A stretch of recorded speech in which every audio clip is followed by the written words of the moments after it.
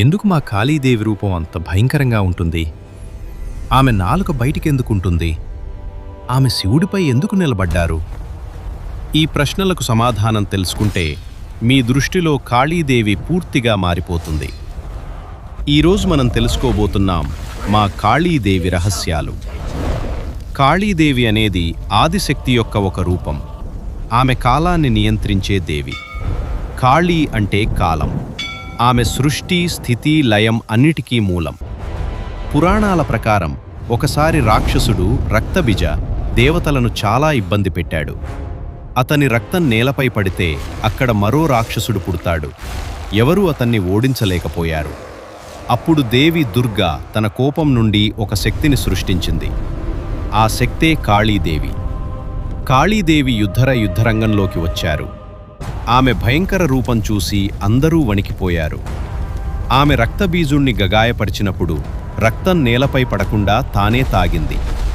అలా అతన్ని పూర్తిగా నాశనం చేసింది. అందుకే ఆమె నాలుక బయటికి ఉన్నట్లు చూపిస్తారు. యుద్ధం ముగిసిన తర్వాత కూడా కాళీదేవి కోపం తగ్గలేదు. ఆమె విధ్వంసం కొనసాగించింది. ప్రపంచం ప్రమాదంలో పడింది. అప్పుడు శివ ఆమెను ఆపటానికి ఆమె ముందు పడుకున్నారు. కాళీదేవి అనుకోకుండా శివుడిపై కాలు పెట్టింది. అప్పుడు ఆమెకు స్పృహ వచ్చింది. అందుకే ఆమె నాలుక బయటికి పెట్టుకుని సిగ్గుతో నిలబడింది. కాళీదేవి భయంకరంగా కనిపించిన ఆమె అసలు రూపం మాతృస్వరూపం.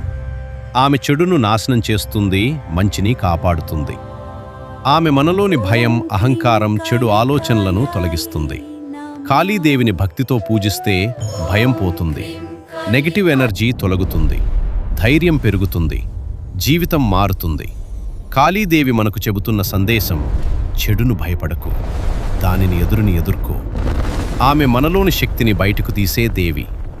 మీకు ఈ వీడియో నచ్చితే లైక్ చేయండి.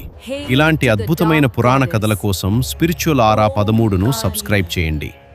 కామెంట్లో చెప్పండి, మీకు కాళీదేవి గురించి ఏ విషయం ఎక్కువగా ఆశ్చర్యం కలిగించింది. జై మా కాళీ.